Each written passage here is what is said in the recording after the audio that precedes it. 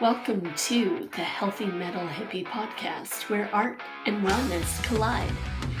I'm your host, Ashley, and I am so excited to connect with you today. Now let's jump into today's episode, ready to rock and with an open heart. Well, hi and welcome back to the Healthy Metal Hippie. Today we are here with my friend Nick from the Platespinning Academy and Reclaim Your Home. Hi, Nick. I'm so happy you're here today. Thank you so much, Ash, for having me on your podcast. I'm very happy to be here.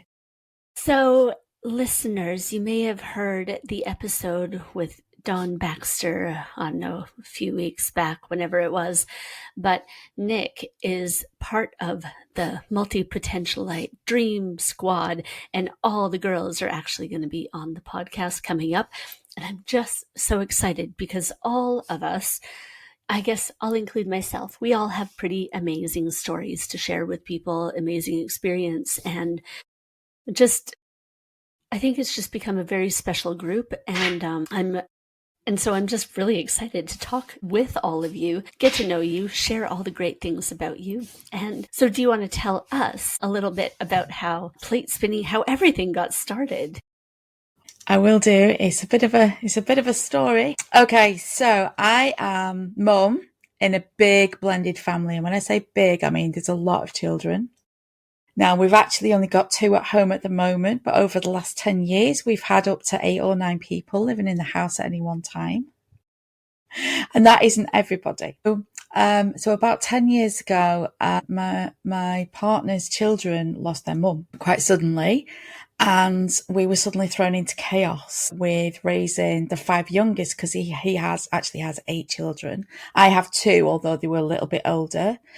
And the 5 youngest, we were then caring for them full time, 24/7, dealing with them all being different ages, from the age of 2 up to like 10, managing all those kind of emotions and everything. And I'm just being thrown into absolute chaos overnight.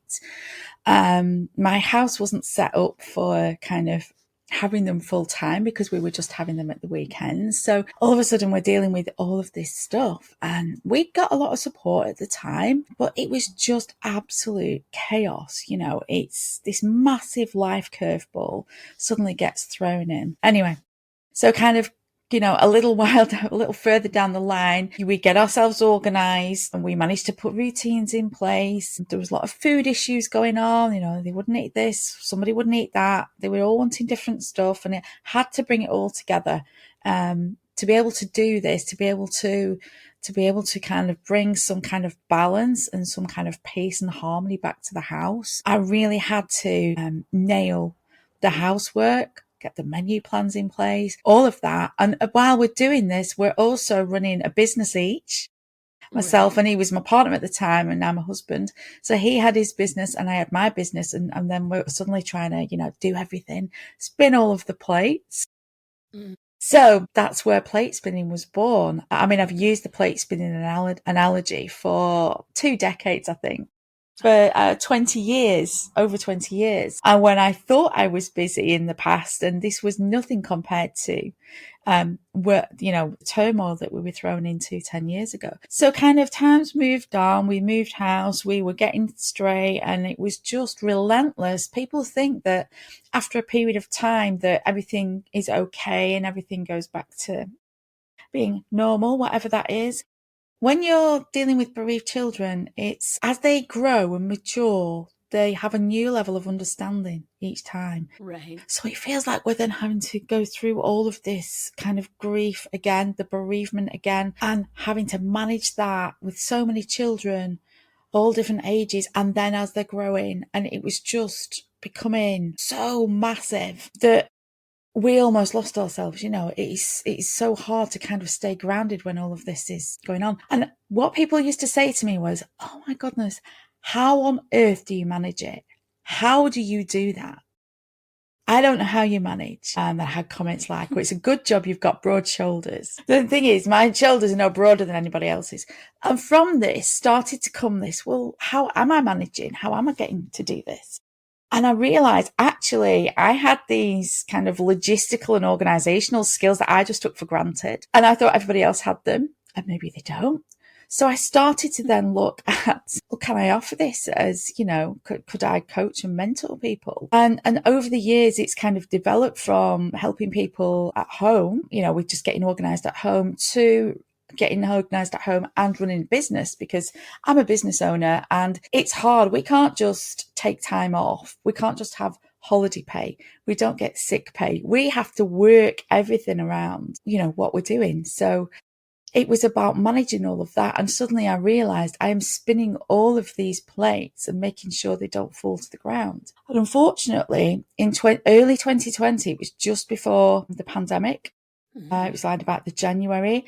I actually had a heart attack at 45, which is a really young age to be having a heart attack. And it was down to the amount of stress that I was under. And that put paid to my old work. So at the time I was upcycling furniture. I was reselling vintage items. I was in my element because I absolutely loved it. And because it was such a physical job, I had to just stop what I was doing straight away and I had to rest. Then the pandemic happened and everybody else was at home. I felt like everybody else had come to stay home with me while I got better. So 2020 was all about recovery, but also I started to put things in place to turn this into an online business. And kind of 4 years on, this is where it's nearly 5 years now, isn't it? Wow, where's that gone? This is where I'm at. Platespinning Academy was born from actually quite a massive curveball that happened 10 years ago. But I'm using my experience now and my skills to support other business owners who might be struggling with managing to run their home and their business and look after themselves and not hit burnout, which is obviously what I did. So I'm taking all of the mistakes that I made and packaging them up and supporting other people to make sure that you don't kind of follow suit, because it's really hard to come back from burnout once you've hit that. It's so much harder to come back than it is to actually get there in the first place. So, I mean, that's probably the shortest that I can kind of squeeze that story into. There's a lot gone on. That was just like a brief overview. We've had lots and lots of things happening. But I guess I've just built up resilience over the years and I just get on with it and I find ways.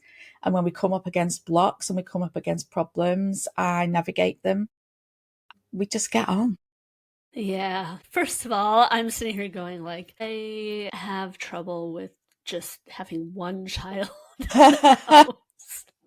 And I'm like, how you navigated that. I think it's just mind blowing. It's incredible. Yeah. I think some of it is, I'm sure you've heard it before too, and maybe in different ways than I have, but people always will say to me, oh gosh, you're so strong and blah, blah, blah. Sometimes it does come down to it's survival and you make it work because you have to.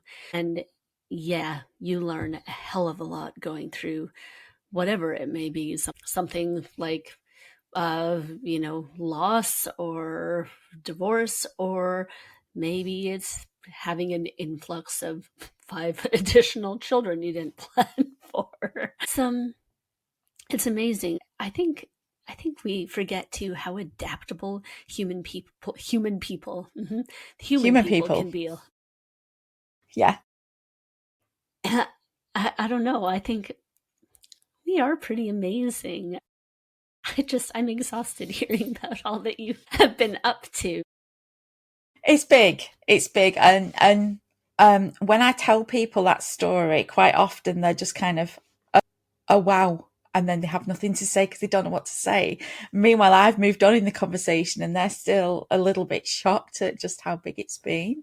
Yeah. It's been big. I won't kind of underestimate, just how massive it's been. It was one heck of a curveball that was thrown, and the impact of it has gone widespread. It's affected so many people, and we've been in the middle of it, trying to kind of remain kind of solid, like keep those foundations going and make sure the kids are okay and that they at least have, as good a quality of childhood as they could possibly have had given what had happened. Yeah.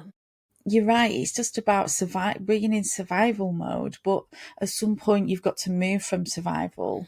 And then for me, it's about thriving afterwards. It's Yes. about not living this life of, oh, this big thing happened and oh, and that's dictated the rest of my life and we're never going to be happy and we're always going to be, we're always going to be dealing with this big heavy cloud. And we acknowledge it. It's there. The big heavy cloud is there, but you find ways of dealing with it and you still are able to find joy in it every day, regardless of, what gets thrown at you. Resilience, it's helped me to gain is I did never expect it to be such in such a good position mental health wise. The resilience is at the top of its game at the moment. If this had have happened to me kind of 20, 30 years ago, that might have been a very different story. And I don't think that I've coped with it. Right. That's, yeah. I mean, and yeah, you're right. You will build resilience. I think that is also where people they do get really, really stuck, right? They just want to, not that they consciously want to stay there, but they will stay stuck in that trauma and in that cycle of just pain and convinced that it'll never get better, it'll never get easier.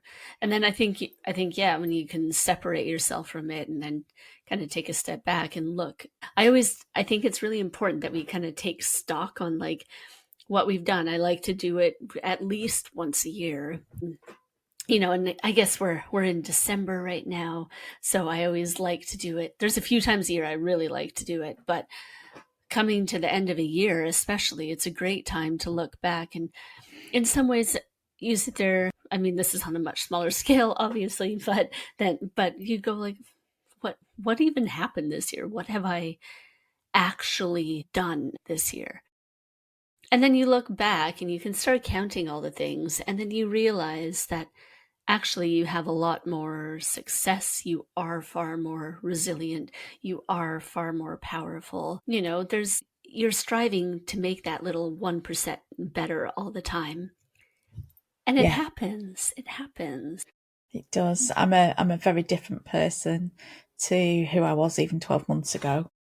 Me too. And year on year, we just build and we become better. And for me, again, my health dipped again in January of this year. So this year is for me, it was slower than I was hoping for business wise, but it forced me to focus on me, to focus on my health, to make sure that I'm not burning out again, because I'm just of that kind of mindset that I've just got to keep going. I've got to keep doing. Yes. I've got to stay busy. And it is a thing. It's a thing. I see it with so many business owners. We literally don't have an off switch. We don't. And I think, yeah, I mean, it drives me crazy sometimes. I'm sure it drives my boyfriend crazy too, because I just don't have the off switch until I hit the wall in the evening, and it's like, okay, but I mean, if I'm into something, I'll just keep going until Yeah. it's finished, and I'm like, what? Food? What? Yeah, you What? forget to eat. People? Burnout is, I do enjoy talking about burnout because it was only kind of recently that I realized that it can take you years to overcome burnout. I truly didn't know. And burnout is not, as I'm sure you're well aware, Yeah. not something you can just go for a week to Hawaii and you'll be better. That's not how it works. There's been two big instances in my life where it has taken me 4 years to recover. So about 2003, I had a very busy job and I got like a virus that you get around about autumn, winter time, but I never picked up from it. I never got better and I ended up with ME or chronic fatigue, whatever you want to call it. Right. And it was so bad that I just had to quit my job. I just couldn't manage my job anymore. And it took me 4 years from stopping work to getting back into employment. And this time round, interestingly, I've struggled since 2020 with my health still. And interestingly, this year, around about April time, which would have been about 4 years, things have started to pick up. again. And I'm actually feeling better now than I have done in the last 5 years, which is fantastic news for me. But it seems to be that I'm on this 4 year cycle of, like, if I hit burnout, it's 4 years, four Yeah. years out of my life. And I worked out those two big times when I burnt out big time, that what did I work it out at? I worked it out at a percentage of my adult life. Something like 20% of my adult life was spent recovering from burnout. And that's not Like, great. well, that's it. In the nicest way. What a waste of time. Yeah. Yeah. It's, it is. Oh, 25%, sorry. 25%. I've just worked it Yeah. out.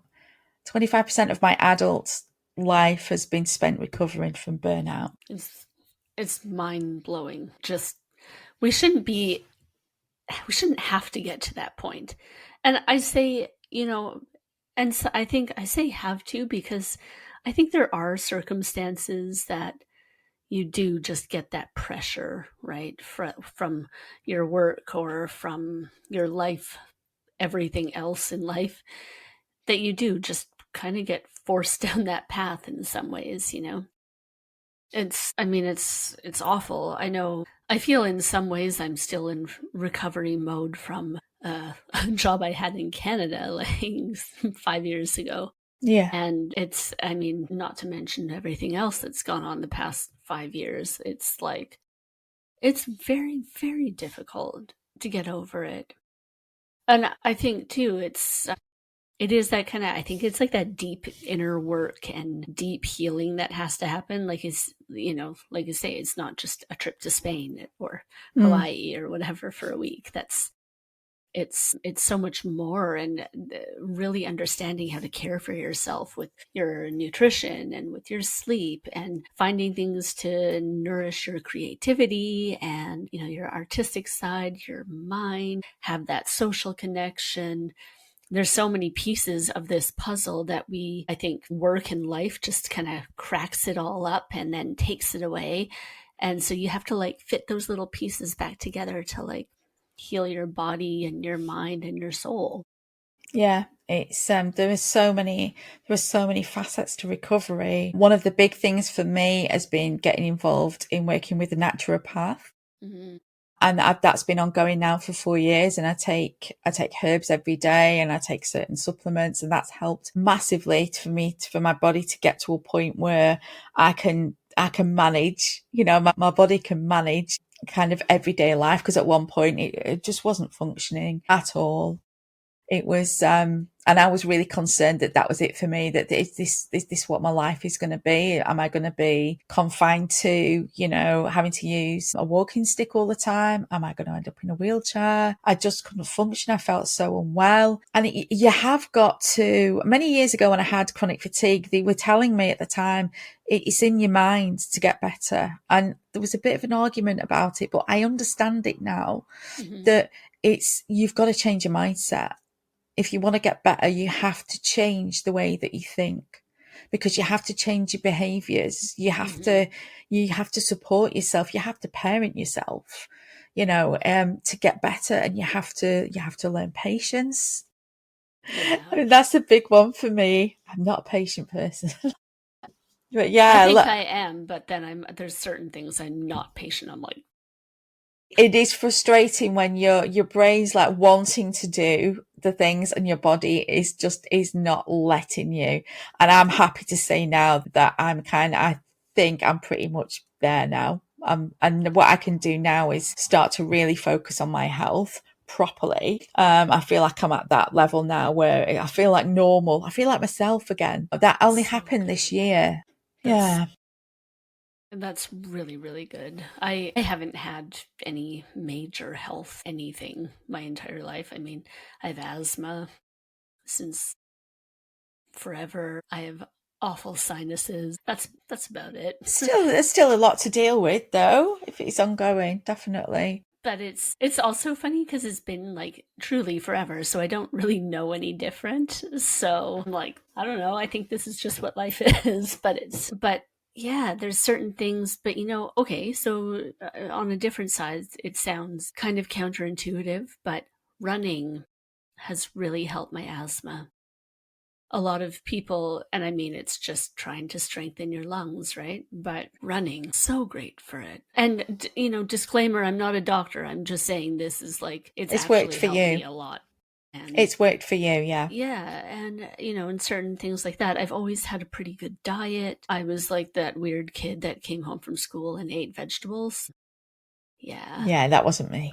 I mean, I'm not saying I didn't eat like a bunch of junk too, but we didn't really have much in the house. So, like cinnamon toast, pizza pops, which we don't have here in England, but they're in Canada. So, all the Canadians will know a pizza pop. Pizza pops, okay. Yeah, don't eat them. They're actually so gross. But, but otherwise, yeah, I've always been like quite healthy diet. I was a smoker for quite a long time. But other than that, I mean, yeah, I feel pretty lucky with my health. And, I have wrist pain pretty much constantly, but that's about it. And overall, I feel very, very lucky. And I try not to take it for granted how great I do feel most days. But I do think you're right, it is mindset. A lot of it will having that healthy mind and, yeah, you're right, kind of urging yourself to get better. That will Yeah. make the difference. And one of the things I've had to learn is that with regards to being patient is, oh, I'm feeling better. I can go and do that now. I can go and do that thing that I'm going to go and do that job that has been sat there waiting for ages. And you can't do it. You've Yep. really got to pace yourself. And I think this time, I think I've got it. I think I'm about there. The problem, exceeding your personal limits is, and hitting burnout is, you don't know that you've gone past your limit until you've gone past your limit. Yep. And I was taking my health for granted a few years ago, and I would work. I loved my work, and I would work all of the time to the point where I would only stop work when I was absolutely exhausted. So I would be working in an evening, and then it's like, actually, I can't stand up anymore because I'm so tired. I need to go to bed now. And I didn't stop. And what I should have done is put a proper evening routine into place, put some boundaries in place. I didn't have any boundaries with regards to working. I had a little workroom at home at the time, and we'd sit and watch TV. And when the TV ad break would come on, I'm just going to go and nip and do that thing for 2 minutes, and then I'll be back. And I would never switch off from it. Mm. And I can see now what the pattern was. And then if I could kind of, hindsight's a great thing, go back and tell Nick from kind of 5-6 years ago, sit down, take a break, pace yourself. Mm-hmm. There's a good chance that, that I wouldn't have had a heart attack. There was a lot of contributing factors for it, but one of them is, part of my makeup. I've had my DNA checked. Right. As part of my treatment with my naturopath, she does kind of DNA profiling for looking at what your cells are doing, what your DNA is doing, what your makeup is. So where some of us are more susceptible to certain, illnesses and diseases, Yeah. and also patterns. And I officially don't have an off switch. It's in my DNA. I don't have an off switch. I want to find out if I have an off switch because, I mean, I don't think I need a test to say no. But It's just to confirm it. But even if I'm like doing relaxing things, if we're like listening to records, I'm thinking about, well, this is a good time to like draft up some newsletters, or this is a good time to, take photos to list some products online, or, but it's like, no, just off. And honestly, I don't know if you've listened to many other episodes, but I have talked about it often. Thank goodness for my boyfriend, because I will turn off because I get that reminder. Yes. You need to sit down. You Yes. need to sleep. You need to do this. And it's like, what? Oh yeah, okay. I can do that now. And I'm sure for him it's sometimes very infuriating to watch me just like working, and whether it's on the house, whether it's my business, whether it's going to my part-time job or whatever, I'm sure sometimes it's very tough to see me just not stop working. Yeah, that must be really frustrating for him. I can just about get my head around that. I know that the only time that my brain is quiet is when I'm crafting and creating. So Mm, in the evening, if I really do need to, I'm like, I definitely need to stop and I need to stop thinking about everything. I'll pick up my knitting, yeah. or I'll do, I'll do something. I make a bit of jewelry. I just do something with my hands, and I just focus on that repetitive behavior, that repetitive action, and that at that point, my brain quietens. There's Mm. nothing. And I need that. That's my kind of meditation, is to make something, to craft something, create. Yes, Yeah. I agree. See, and I still find myself being, even though I work with people and talk to them about creating your safe space for creativity and making time and blah, blah, blah, I am the worst person for that. Some of the things I love to do, I have like these little coloring books and I love them. I got like a Beatles coloring book All and right. like a 60s coloring book, and they're so cool. And well, thanks again to the boyfriend. But and so I love doing that, or like putting on records and just like kind of doodling with my pens. Yeah. I like this. I should get a product sponsorship for Uniball eye black pens because I don't think we can see them properly, but I've been using these for like 20 years and they Yeah. are best The pens. Uniball ones, that's good because I got some new ones. They're not Uniball. I've got about 3 different types. They're similar to what you've got Yeah, but there. this is the specific one because there's a whole bunch of different Uniball ones. These are the ones. Yeah. If it's not these ones, no. But those ones, You'll magic. have to let me know which one it is, and I'll. Check out my Amazon affiliate link. No, just kidding. I actually don't. I just don't have one anymore. But yeah, I should do because they're so good though, and I like them for writing and I like them for drawing and things like that. And so, but just doodling with pens and whatever while I'm listening to records, that's like a really fun, nice outlet for me. Writing is, just creative writing and things like that. But not always, I often feel I'm going to get these things done and then I will do the creative stuff. But that is the wrong way to do it Yeah. because I can always find something to do. Oh, I used to use it as a reward. Like, oh, get the housework done, get that finished, and then you can have your creative time. But if we build that creative time in, rather than using it as a reward, if we're just building that in anyway, everything will get done, that needs to get done. We don't need to do all the Yes. housework. I think that's the other thing I've become like a lot more relaxed about because I was very like either on a Friday night or a Saturday morning, you clean. I like doing Friday nights because then it's done and you have the whole weekend, right? Yeah. But now I'm like, my schedule is truthfully quite erratic, which you know, whatever, that is what it is right now. Hmm. But I don't panic anymore if the dusting did not get done one weekend.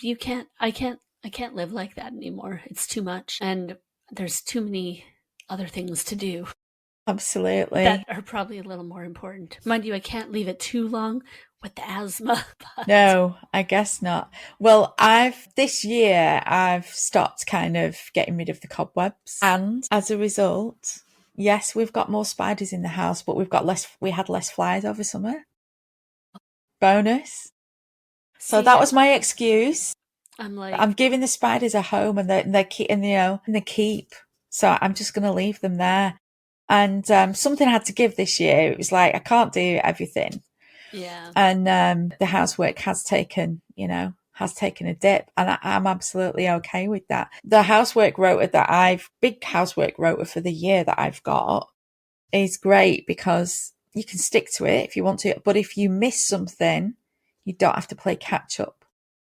You right. just get it next time that it's on the rota. And I've Ah, designed it that way to release the kind of pressure of, oh, I haven't done that this week. I need to catch up. I've got things set in it so many times that if you miss it, it doesn't matter. It's just about keeping on top of it. I that's really smart. Mm, But you've got all these little hacks anyway for yeah. organizing your life. I mean, some of them are quite extreme. Like I said, a year's worth of housework is, and it's everything. Right. It's not just the dusting and the vacuuming. It's cleaning the tops of, those horrible jobs that you always forget about. And Yeah. then after 6 months, you go, oh, that's not been done. But that's fine because he'll catch it next time. Yeah. So like stuff like cleaning the tops of your kitchen cupboards, because if you don't touch those, they're going to be a mess, but they'll need doing at some point. I'll just So say life hack. Get them extended so there's no gaps on top. I don't know. That is That's that's what I did. exactly.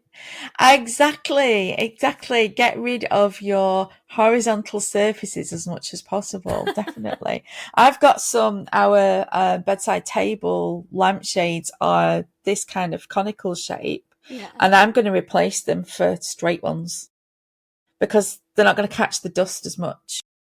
It's interesting. I Yeah. have ones that are just like glass ball, kind of frosted glass ball. I think they're from B&Q, and some of them are from but yeah, they're great.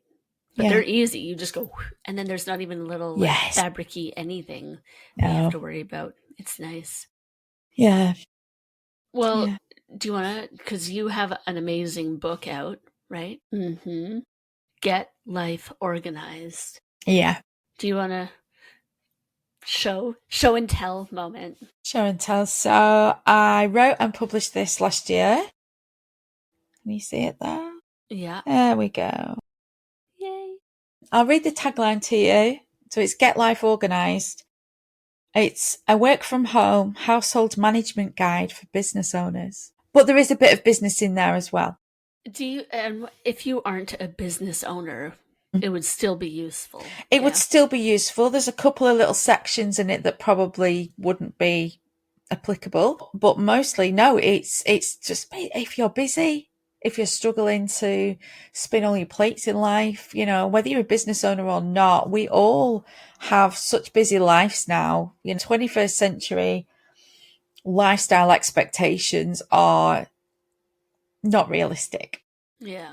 So we just do what we can do. We try our best. But no, there's stuff in here that's going to help everybody, regardless of whether you're a business owner or not. Definitely. I think, no matter what your health is or your work situation or anything else, I think we all experience that kind of overwhelm just with everything that is going on. Most people, let's be real, I can't think of anybody who only just gets up, goes to work, goes home, and sleeps. Nobody does that. We all have social lives. We may have other businesses. We have hobbies. We have friends, hopefully, unless you're a total asshole. But it's like we all have extra things. Yeah. Everybody does. It doesn't matter who you are. It's kids. It's whatever. There's always so much more. And maybe you do have that job and you're a single person and whatever, but maybe your job is very demanding, but you still have to do things around your house. Yeah. You know. And I'm finding as well, more kind of my age as well. Now, I don't have my parents now, but I'm supporting people who are a part of that sandwich generation. So they've got the kids, but they're also supporting or looking after their older parents as well. And they're Mm. stuck right in the middle and they're still trying to hold down a job as well or a business. And it's absolute chaos and they're being pulled in all different directions. The most important thing for everybody to understand is that it won't run without you. You are the most important person in your life and you have to take care of you. And we are terrible for it. We give so much of ourselves away and we don't put that self-care into place. We don't prioritize ourselves. We think Mm. we're superheroes because we've been told that that's what we are and we're not. Because like I said about me having broad shoulders, my shoulders aren't broader than anybody else's. Mm-hmm. I just found a few extra ways to make life work, whilst also carrying, a really heavy load. But no, we need to take care of ourselves first and foremost before anybody else. Otherwise, we can't fulfill those responsibilities. It's a really hard one to get right. I got it wrong in the past. I'm just about getting it right now. Yeah. It's hard. But yeah, it is hard. And I think, again, going back, we always just improve on our processes and find those little things that work for us to make things a little easier. Because, especially now, having things a little bit easier in life, that's very helpful. We don't need anything to be harder than it already is. No, no, it's for me, it's about looking at the whole picture, and if we can just save a little bit of time and effort and energy here and there, it all mounts up. What you'd said before about putting all the pieces together, one of the analogies I use is the jigsaw.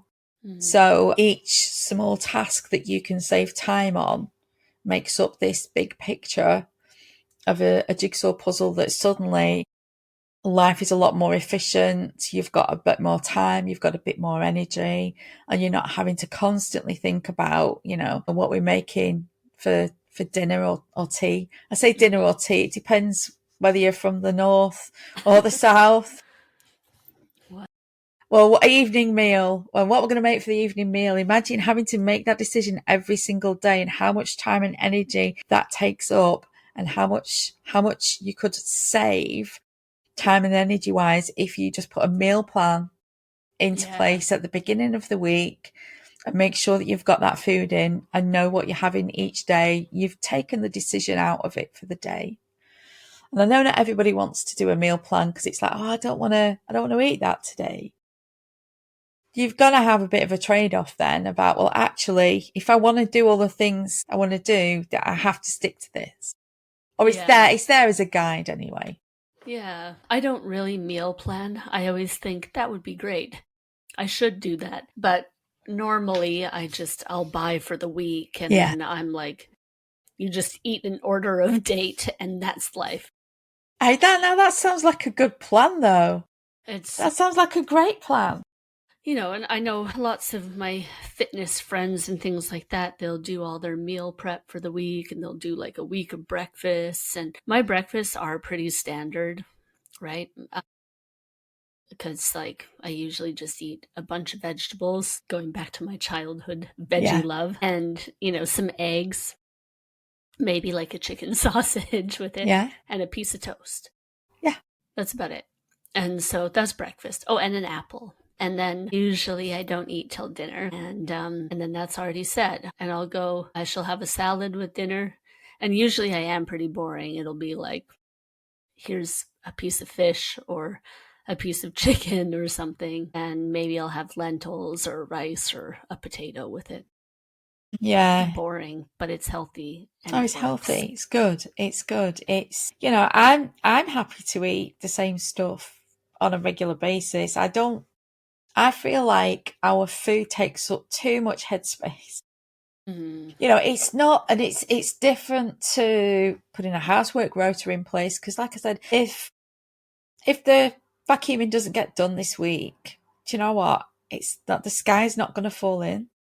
Like you Right. said, if you've got asthma, you do need to do it at some point. But maybe look But if at you kind miss of, 1 week, you're like, it's not a huge deal. yeah. But when we eat, we've got to eat every day. Usually a couple times a day. Every day we have to eat. And I'll be honest, I like putting time into my food and things like that because I love to eat and I love food. So it's kind of like a no-brainer. That's joyful for me. Sometimes if I'm home late, I just want something easy. I'm not against a Tesco ready meal. No, Not at all. they are there And for a reason. It's just as long exactly. as we're not eating them all the time and relying Exactly. on them constantly. We've got emergency meals in the freezer. I don't have room for a freezer. Like I've got the freezer on my fridge, right? And when I lived in Canada, I used to have a deep freeze, a little chest deep freeze, and I'd buy tons of meat at the farmer's market and put it all in there. And then I'd make like loads of like pasta sauce and like soups and all sorts of things. I don't have the room for it here. And so, it's, yeah. And so I'd like to have emergency meals like that. But usually it's like you have a batch of soup and that's it. Yeah. Yeah. But yeah, I love food. I love making like more intricate things. Like I if I have the time, sign me up for making like a nice meat pie that takes like 6 hours to make. And, and I want to make like the beef Wellingtons, and I want to make like all these kind of nice, comforty, delicious foods. We have that a lot at the moment with the time of year now. We're Mm, on kind of lamb or beef or chicken casserole on a Sunday, and I make it in a big tray. And if it's lamb or beef, I cook it over a long period of time yeah. on a Sunday afternoon when it's stacked full of veg. And I Mm, make that much of it. We have enough for pie the day after. So Monday night is pie night. So we have it as a casserole with like a hot pot with potatoes on the top. And yeah. then that's half of it gone. And then Monday, we don't have to think about making anything because it's already done. So we just mix it all up, bang it back in the oven, and then put a puff pastry on the top. And it's Yeah. done. It's done. That's what we had last night. And So I'm like, good. so good. It is. And it's that It's, hearty kind of, I've fallen out with salads. I've fallen out with them. I eat less salad in the winter, but like Yeah. I love my salad. Like, Yeah. give me those greens, baby. Oh yeah. I'm definitely kind of more root vegetables, carrots, swedes, that Mm. sort of thing. And I could just eat a plate of that, no Oh problem yeah. at all. And if you're in North America, a Swede is a rutabaga. All And right, okay. just like aubergine is an eggplant, Yeah. coriander is cilantro. What's the other one? There's one more that I'm always. Oh, courgette is a zucchini. Oh Okay, yes, we're all yes. caught up. Yeah. My breakfast is usually like asparagus and like tender stem broccoli and I might top it with artichokes and tomatoes and olives. And yeah, it doesn't sound very breakfasty, but God, it's so good. Listen, what is a breakfast? But this is the The thing. breakfast can be whatever you want it to be. I do think that Mr. Kellogg's had a very good kind of marketing Marketing. campaign, didn't they? And I'm the only one here that doesn't eat cereal for breakfast. You know when I'll eat like a bowl of Frosties right before bed. I love crunchy nut cornflakes for supper if I'm still a bit hungry. I'm not Absolutely, hungry. It's just yeah, like I want something sweet and yummy. And so yeah, yeah, sometimes we'll sit down and eat a little bowl of Frosties. Oops. But it's good. it's since I was a kid too. Oh, we have leftover steak and baked potatoes. Great. Breakfast sorted. Like Yeah, so good. we don't But need to eat this whatever breakfast food, whatever that is. We don't. For me, I have to have some protein. yeah. So I was on eggs every morning for a while. I've swapped that out for the moment, and I'm now on mackerel Oh yeah. every morning. At the moment, I'm trying to swap it up, but I kind of keep going back to it, and then I'll fall out of favor with that for a while. I'll probably go back onto eggs at some point. Yeah, because usually, like, one of my things to keep my mental health going is my morning workouts, which I'm not going to lie, this morning I did my doggy walk, but I skipped my workout because Yeah, I needed extra sleep this morning. But that's my one thing though. I need some kind of movement and exercise in the morning. And I usually, before I do anything, have an hour to an hour and a half of exercise before I do anything. But that is really why I'm like, yeah, same. I need a lot of protein in the morning because I need to be fueled and powerful after the workout and the rest of the day. yeah, yeah. I'm gone through menopause now, so I'm kind of postmenopausal now, and I did find some massive changes happened whilst I was going through all of that. So for me now, it's protein, absolutely. And if I don't have that for breakfast, I'm kind of by lunchtime, I'm on the floor. I can't function. My brain's gone Yeah. away somewhere. I Yeah. don't know. I don't really know what day it is. So I really do need to make sure that whatever I'm eating in the morning is protein based for me. I say I'm not a nutritionist at all. I just know what works for me. Yeah. I would love to eat porridge and I just can't tolerate it, but I love it, but my body doesn't love it. Yeah. It's Then a it's bit not worth it. frustrating. That is Yeah. frustrating, but it's not worth it then. I always say that there are 7 billion diets in the world for 7 billion different people. Yeah. And I mean, then like it or not, that's just life. Some of us can eat some things that other people can't. And, you can't say that a vegan diet or a Mediterranean diet or vegetarian or pescatarian or gluten-free or whatever, it's not cookie cutter for one single, you can't put it for everybody, right? All we can say is, yeah, maybe try and eat the not as much processed food. That would be a good diet for everybody. But Yeah. it's still, I still eat processed food. I just mentioned my Frosties, duh. Yep. So As long I as think, we're reducing them, it's good. yeah, It's good. But there's exactly. so many. I did read a book last year about processed foods, and it was very scary, and it's actually changed the way that I look at food massively. Mm, About what they have done to our food. It's not good. It's no. not good at all. So, and I feel better for changing lots in my diet. I still eat some processed food. Definitely. As long as we're improving, as long as we're Yeah. aware, I think being aware of what's in our food is kind of a massive part of it.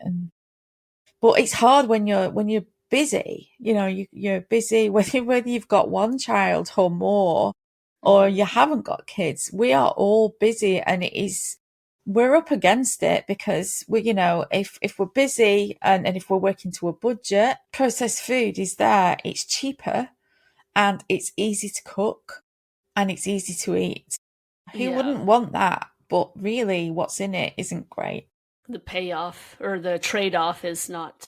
Yeah, I'd rather be healthier and functioning better and Yeah. taking more time over prepping my food than kind of reaching for, like I said, we'll keep a couple of meals in the freezer as emergencies, but that's what they are. They don't get used that often. And Yeah. then it's just on the off chance where we're just like, we're exhausted. Or we will get a takeaway. Yeah. It's one of those nights. It's like we are so tired. Nobody's got anything out for tea, and we're just right. What's gonna serve us best this evening? Is it gonna be going and spending 30 to 40 minutes on our feet cooking a meal, or are we just gonna make a phone call? Yeah. Sometimes you just It's make the like, phone call and go and I, collect your food. yeah. Well, the other day I got home really, really late. Like it was like after midnight or it was just before midnight. And I was like, I'm just not doing this. I was like, we are going to drive to McDonald's. We are going to get a thing. And so we did because it was just too much after a very, very long day. And then not to mention then the other day I like ran out of all the food in my house, but that's a different story. Okay, it happens. And so, I don't know. We adapt though, and we make everything work for ourselves and our situation, and it can just change day to day. Yeah. Yeah. So it's just, I'm a massive advocate for having the plans in place, meal plans, housework rotas, all of that. But sometimes you just have those days when everything just falls apart and you're just like, it's not happening. It's not happening. And that's life, and we're human, and it's okay. We're human people, remember? We're human people. It's true. Yeah. And I think just accepting it too. And when we do have those days, just not, don't let it, you can't let it get you so much, right? I know. I know. I felt guilty some days for getting a takeaway, not just for like, oh, we're not eating well, but how much money have we just spent on one meal? Yeah. And it's getting over that, and it's then puts me in a better kind of frame of mind then to go, right, I need to go back to the meal plan. I need to make sure, because we do kind of, we fall by the wayside every now and again. It's not, I don't run it perfectly. I know what to do. Great. I'm the hairdresser that cuts everybody else's hair and not my own. You know, Yeah. I know how to kind of, help other people, and I need to listen to my own advice sometimes, and I don't always do it. But I think we're all guilty of that anyway. Exactly. Us human people. Yeah, Well, yeah. if somebody wants to get started on like organizing their life, hmm what kind of tips would you give them just to get started? I've actually got 3 points that I make in my book. But they're not tips so much. They're just 3 big things to remember. Put some boundaries in place. Learn to say no. Boundaries in place, like I mentioned, where, boundaries with your own time, boundaries with yourself are the most important ones. But when other people ask for your time as well, you make that decision there. Are you going to spend your time and energy, helping others, or do you need to do something for yourself? So boundaries are vital when it comes to managing your own time and energy and organizing your life. And then anything that you can do in advance, any planning that you can do in advance is going to save you time further down the line. So like I said, meal plan, housework rota, something for business, put your strategy together so you're not winging it every single day. For me, every kind of moment that I spend planning in advance, I know that future Nick is going to thank me for doing that task.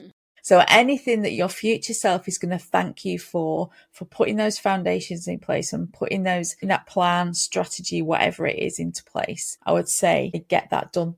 The downside to that is a lot of people don't want to spend that time at the beginning because it can be a bit time consuming. They just want to get on with the work. And it's like, no, put your plan into place first, structure it out, plan it out, whatever it is, even if it's something small, just take a breath before you do that work. And, that's good. It'll serve you. Your plan will serve you in the future. And the final thing, and most important of all, is look after yourself. Self-care. Weave it into your life, ring fence your time, make that the first thing that you put into your calendar. Don't try and fit yourself time around everything else. Put your, self-care, not self-time. Well, it's self-time. Yeah. Sorry, I'm losing my words there. Put your self-care into your diary first, and then everything else fits around that, because you are the most important person in your life. If you're not looking after yourself, nothing else is happening at all. Those three things are the kind of the fundamentals of kind of getting your life organized. Without those, there's no point in you starting. So you need to focus on those first. Can we find your book on Amazon? Yep, it's on Amazon. It's just, if you just type in Get Life Organized, and it will be there. Yay. I kept it simple so it's easy to find. And it's an easy read, apparently. It's an easy read, and some of the reviews have said, it's just like you're talking to me in a conversation. It's not heavy reading, and I like that. And you can dip in and out of the chapters. You don't have to read it in order. You can go, all right, I'll go to that chapter. I'll go to the chapter on self-care. I'll go to the section on delegation. I'll go, there's all different parts, and you can just dip in and out and refer back to it. Okay, that makes sense. I like that too, because then you can get exactly what you need in the moment that you need it. Yeah, and I'd encourage you, write in it, put post-its in it, and use it. If it's well used, then it's it's doing its job. I don't want it sat there on the shelf collecting dust. No, I need to get a copy. That's going to be next on my wish list. If people are going to find you online, or if they want to get in touch and work with you, where can they go? Okay, I'm all over the socials. Mm-hmm. I'm on Facebook and Instagram. I'm on Facebook, Nick Davies, myself, or my page is Platespinning Academy with Nick Davies. And I've got a group from that page as well that you can join. And on Instagram as well, Platespinning Academy. That's it. I'm on LinkedIn, but I'm getting used to it. No, that's good. I'm on LinkedIn, but I'm not super active on there. Yeah. And I will have a podcast shortly as well. Yes, because your podcast comes out probably next week. So the week that this comes out.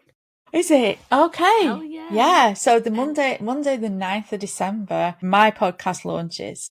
And that is the air date of this episode. Okay. Right. So after you've listened to this, hop over and listen to mine. So we're going to put links for everything to find Nick, to find her book, to do all the good stuff. And just check her out, because as you can tell, she's one incredible, inspiring woman. And I'm really lucky that you are my friend, Nick. Oh, I'm so happy that we're in each other's worlds. It's fantastic. See? Thank you so much for having me on the all the podcast. time. Thank you so much for being here. And I can't wait. Now I'm going to get ready to go listen to your podcast. Thank you so much again. Okay, thanks, Ash. Thanks. Bye. Bye. Thank you so much for joining us today on the Healthy Metal Hippie podcast. If you're looking for more, head to healthymetalhippie.com and let's connect. Until next time, wishing you a magical week. See you later.